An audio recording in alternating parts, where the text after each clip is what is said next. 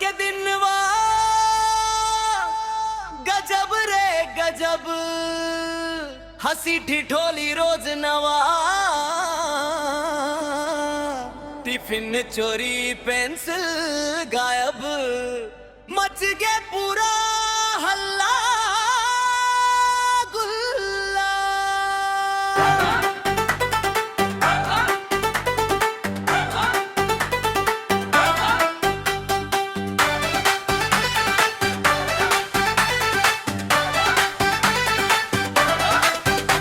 कब टिफिन मोर गायब हो जावे, कभू पानी बोतल लुकाए, जेकर ऊपर सबसे ज्यादा शक रहे होई के मौला का पता भाई। रबर मांगे पेंसिल मांगे फेरा वापस कबू नहीं दे, एक दिन पूरा क्लास खोजत रही से बैग ले सब वो चीज निकले।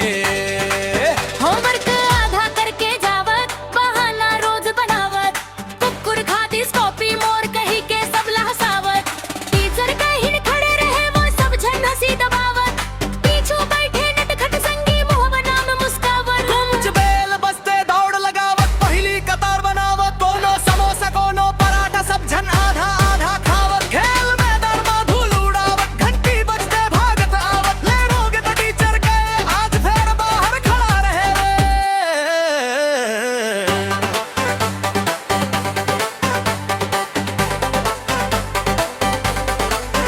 परीक्षा के दिन सब घबराइन, पेन स्केल सब मांगे, जे रोज करे सबसे लड़ई ओई आज दोस्ती मांगे। मार्क्स कम आए त घर में डांट फेर घलो मुस्कान रहे, स्कूल के ओ दिन संगी मोर दिल में आज घलो बसे। स्कूल के दिन नहीं आवे फेर याद नहीं जिंदगी भर, दोस्ती मस्ती हंसी शरारत यही चाहे सबसे सुंदर सफर। चल संगी फोटो खिंचवा